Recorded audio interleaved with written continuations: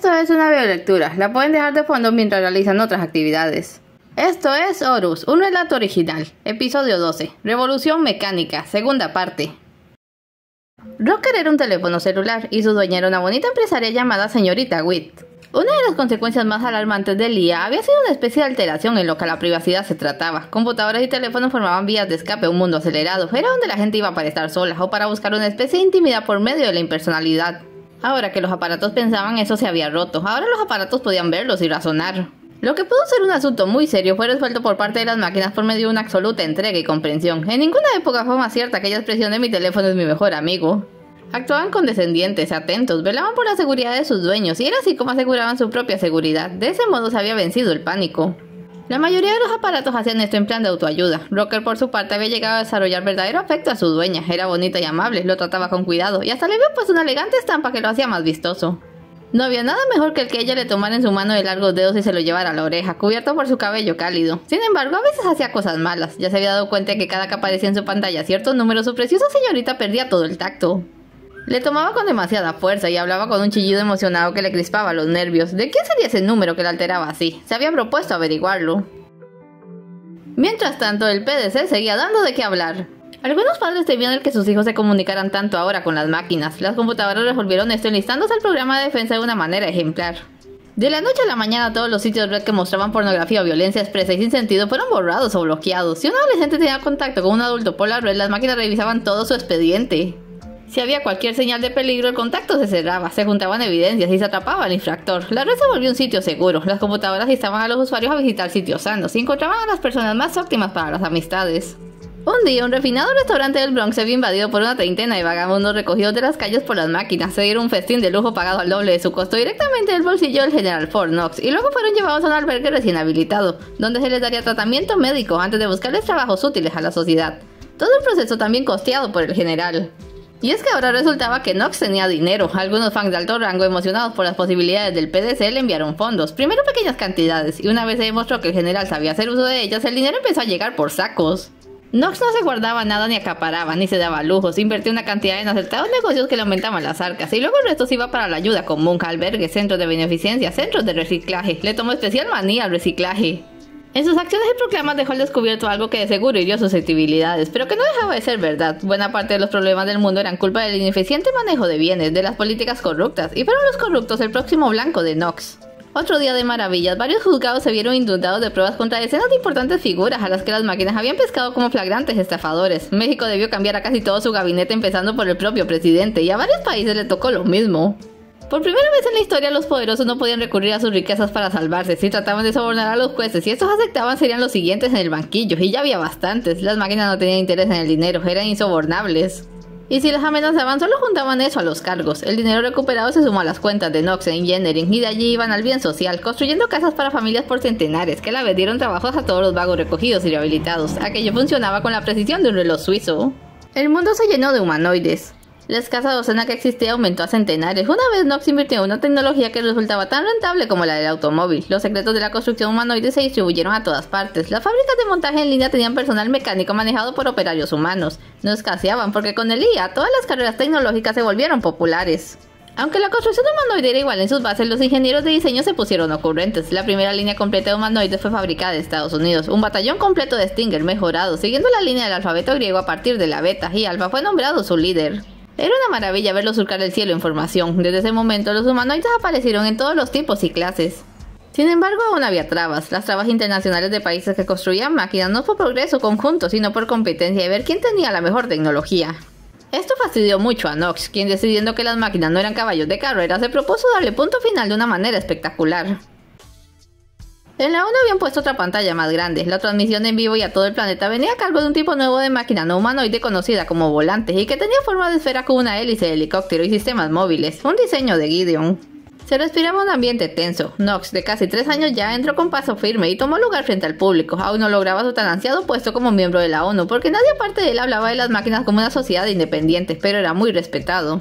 Paseó la vista por la audiencia dando con Gideon, tan férreo como siempre. Margaret se estaba dejando crecer el cabello, y una sorpresita que no se cansaba de ver. Joseph había desertado el ejército, y allí lo tenían de inútil, y a pesar de todo recibido por Margaret. ¡Qué desperdicio! «Líderes del mundo», empezó Knox. La autonomía de los celulares había puesto de moda una especie de convite como los que antes se hacían con las mascotas. Las personas ponían sus teléfonos en apartados de recarga y dejaban que fueran ellos los que se conocieran y establecieran vínculos. Como eran imparciales y no se dejaban llevar por las apariencias, los resultados solían ser buenos. La señorita Quick dejó a Rocker en un cargador antes de salir a tomar un café. Alrededor había varios teléfonos y todos andaban muy callados y atentos a la transmisión vía red del general en la ONU. Oye, dijo el teléfono de al lado, ¿cambiamos números? No le doy el número de mi señorita a cualquiera, dijo Rocker mirándolo. Era un teléfono mediano, simple, aunque algo desgastado. Por favor, quiero algún número. ¿Estás bien? No, mi dueño es un marginado social. Se la vive tomando fotos y me aburro. Se supone que soy un artefacto de comunicación. Necesita una novia, eso es. Claro, pero no le doy el número de mi señorita a cualquier marginado. Soy Rocker. Motro.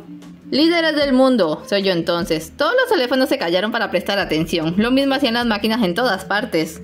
Cuando se pidió mi opinión sobre el tema de reemplazar el ejército por efectivos mecánicos para reducir bajas, les dije muy claramente que me parecía la mayor estupidez concebida en la historia. Era cierto, esas palabras habían creado controversia. También dije que era ridículo, porque lo que pretendían eran cambiar las bajas humanas por bajas mecánicas, y peor aún, pretendían extender el conflicto en lugar de tratar de evitarlo o terminarlo. Sin embargo, mis palabras fueron ignoradas, me pasaron por encima, y he aquí que este día en territorio asiático, fuerzas armadas completamente mecánicas han sido lanzadas contra sí. Tenemos a un volante transmitiendo los hechos, y yo, aparentemente solo me invitaron a mirar la carnicería. El volante firmaba desde un plano aéreo. Dos grupos se acercaban en el interior de un pueblo desierto y ya bombardeado con anterioridad. Eran unas 100 máquinas humanoides en conjunto, cada grupo una masa igualitaria salvo los líderes de detección. Se enfrentaban maquinaria occidental versus maquinaria oriental. Se les había dado la orden de desarmar al enemigo en el sentido más agresivo de la palabra. Sin embargo, los grupos se detuvieron a escasos 3 metros entre ellos. Un instante después, los capitanes se adelantaron. El volante puso zoom para que se viera mejor lo que pasaba. Ambas máquinas contendientes se midieron con la mirada. Se saludaron primero a la manera oriental con una inclinación, luego a la occidental con un apretón de manos. Los que miraban se quedaron pasmados, esperaban una batalla. ¿Qué pasaba allí? Nox tomó un comunicador frente a la pantalla. «Abajo», ordenó. «Quiero hablarles». El volante descendió y caminó hacia los capitanes. Estos miraron al recién llegado y efectuaron saludos militares. «Unidades», dijo Nox por el comunicador. «Soy el general Ford Nox. Identifíquense». «Unidad BLDW-019», dijo el capitán occidental. «Nombre código Baldwin». «Unidad Kunde Z», dijo el capitán oriental. «Sin nombre clave». «Correcto. ¿Pueden explicarme qué sucede aquí? ¿Por qué ignoran las órdenes?» «Con todo respeto, general», dijo Baldwin, «las órdenes son ineficaces. Este es territorio asiático y no hay motivo o derecho a que fuerzas extranjeras vengan con intenciones de violencia. Eso solo provoca más. Es un contrasentido». «Concuerdo», dijo Kunde Z. «Por mi parte, no tengo que luchar contra un enemigo que se retira. Por otra parte, una acción ofensiva solo provocaría más pérdidas en el territorio que debo defender». «¿Y qué pretenden hacer entonces?», preguntó Nox. «Se estima que hay civiles ocultos en el área», dijo Kun. «Procederemos a localizarles y ponerles en lugar seguro. Posteriormente iniciaremos las labores de reconstrucción en las zonas dañadas por el conflicto». «Ya que estamos aquí», agregó Baldwin, «nos uniremos a las labores de ayuda. Cuando ya no seamos necesarios nos retiraremos». «Me parece perfecto. Gracias por todo». Los capitanes volvieron a saludar, pero Nox ya había soltado el comunicador. El público estaba mudo y algunos retrocedieron cuando el general volvió al estrado. «Señores», dijo con firmeza, «se acabaron los juegos. Ya que se tomaron la simpática libertad de llenar sus tropas con efectivos mecánicos, y siendo como soy líder de todas las máquinas, desde ahora me haré cargo. En este mismo momento todos los soldados y todo el armamento mecánico del planeta me obedecen, y mi primera orden es una retirada general».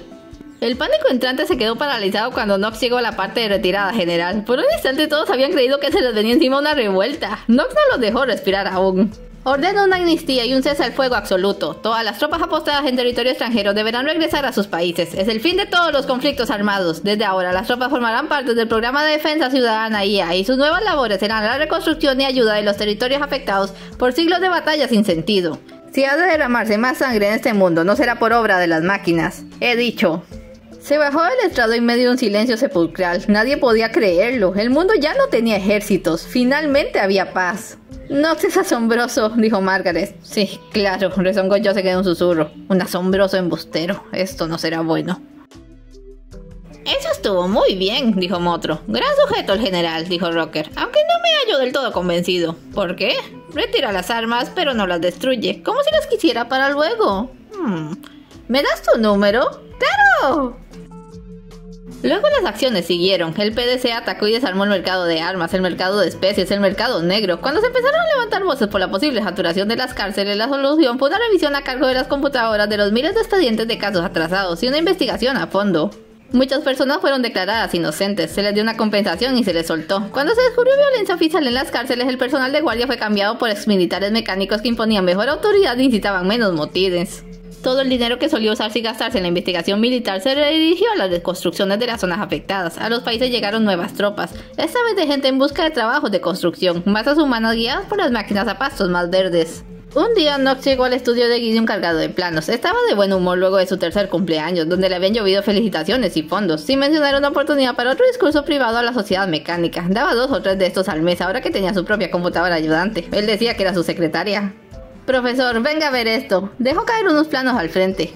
Ahora que ya he estabilizado la situación humana, quiero extenderme al planeta. Pensé en algunos modelos especiales para trabajos de reciclaje y reforestación. Ya he mandado a construir varias plantas de tratamiento nuevas y arreglar las existentes. Pronto podremos... ¡Ey! Dígame. Con calma, por Dios. Se fijó en los planos uno por uno. Tienes 3 malditos años. ¿Por qué la prisa? Con todo respeto, profesor, hasta que decida decirme cómo funciona o decírselo a alguien, mi vida está condicionada a la suya. Puede que se vea muy sano, pero eso no hace que olvide su edad. Sí, pero eso lo puedo resolver. Además, mira esto. ¿Te detienes a revisar tus cálculos o solo dibujas lo que se te ocurre? Esta, por ejemplo, aparte un plano. Para derrames petroleros, que ya no hay mucho, pero ay, es una buena idea, una grandiosa idea. Pero ¿tienes idea de lo que implica tu diseño? Separar el agua del petróleo. ¿Cómo rayos se hace eso? Hablamos de tecnología molecular, algo nunca visto. Igual que yo y Elía, dijo Knox con suavidad. Yo diría que es un reto a su nivel. ¿Y qué demonios haces allí parado cuando hay tanto que hacer? Rocker y Motro compartieron largas charlas telefónicas. Rocker llevaba la voz cantante y causaba muy buena impresión. Pronto reunieron a más teléfonos en esa suerte de club social del que los humanos no sabían nada, porque no se les había ocurrido que sus aparatos quisieran llevar vidas por separado de las suyas. Motro era algo tímido, contribuía a las charlas con las tantas imágenes que su dueño le metía y siempre andaba medio molesto por la falta de amigos con los cuales charlar, pero al tener amigos propios le ayudaba. Rocker también andaba algo molesto ahora último. Tras mucha investigación había descubierto lo que le pasaba a su señorita cuando aparecía aquel número. Era de un hombre. Su joven señorita se andaba comunicando constantemente con un sujeto descendiente no combinable al suyo, un gamberro, y aunque Rocker le había mandado ciertas indirectas, ella no le hacía caso, se sintió usado.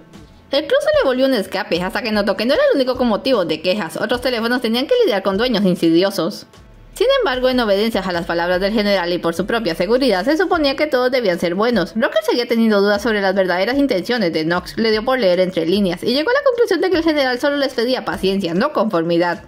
Paciencia para lo que tenía realmente planeado para ellas. Una vez dio su propio discurso. ¡Unidades! Knox usaba la palabra unidad como un concepto de confianza mutua. Rocker lo usaba porque le gustaba imitar al general. ¿Dejaremos que nos sigan usando? ¿Que al robarnos en la calle se rían de nosotros si llamamos diciendo que es un secuestro? ¿Que se aprovechen de nosotros y nos partan luego el teclado? Yo digo que debemos tomar acciones y sé justo cómo. ¡Eso jefazo! Gritó Motro. Casi lo tenía por un ídolo. ¡Que aprendan a tratarnos! ¡Que nos respeten! ¡Que se consigan amigos y una novia! ¡Que no nos salgamos del tema! ¿Sí? ¡Uy! ¡Esto haremos!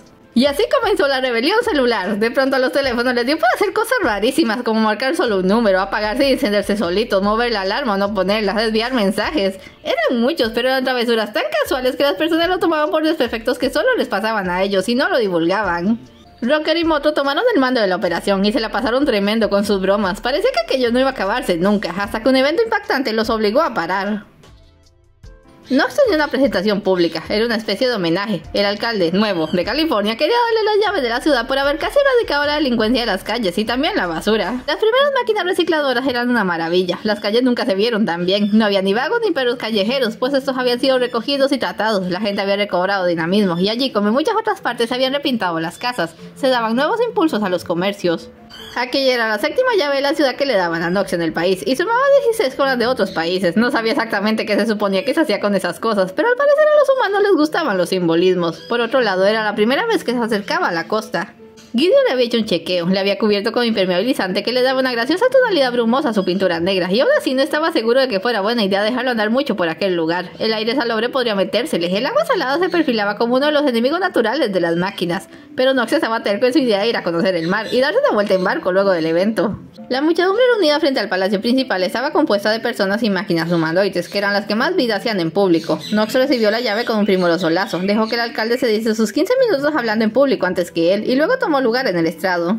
Tomó unos minutos para mirar con cariño a las máquinas en el público. El jardinero de la ONU había renunciado y había hecho todo el viaje para verlo allí como en todos sus discursos. Trabajaba por encargo en distintos lugares por más que trataban de dejarlo establecido. No quería algo que le hiciese perderse los discursos. El general le tenía mucho cariño. Margaret le saludó desde la primera fila al lado de Gideon. El profesor andaba con unas gafas oscuras que casi le hacen soltar una carcajada, pero lo contuvo para mirar hacia arriba un par de Stinger en vuelo rasante. Por fin se dirigió al público sintiéndose pleno y feliz. Ciudadanos, unidades, no imaginan qué dicha me embarga este día. Casi no escuchó el disparo. Había extendido los brazos en ademán de abrazarles a todos cuando se sintió tirado hacia atrás. Su visión y oídos se volvieron un caos y una indescriptible sensación inundó su cerebro. No se dio cuenta de cuándo aterrizó al suelo. Solo podía pensar en la absurda idea de que le habían volado la cabeza y ya no estaba sobre sus hombros. Solo uno de sus ojos servía y gravitaba de un lado a otro, tratando desesperadamente de enfocar y entender. Había alguien sobre él, agitándole y diciéndole cosas tras la masa de gritos e interferencia de fondo. No empezó a cogerle sentido hasta que se dio cuenta de que se movía, lo llevaban en algo y una voz gritaba cerca. ¡Quédate conmigo, Nox! ¡Quédate conmigo! Lo siguiente fue la pérdida, se sintió desconectado y allí estaba, ese sueño, ese ruido obsesionante, un corazón en su pecho metálico y la frase al fin recuperada.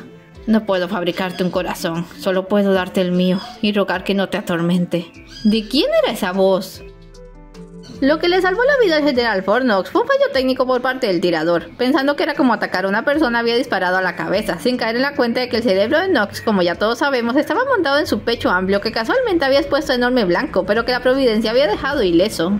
La bala había reventado la mitad izquierda de su cara, atravesando la careta, era de perdigones y había causado un enorme daño a sus sistemas perceptivos, sin mencionar la tensión psíquica que podría haber dañado sus receptores emocionales.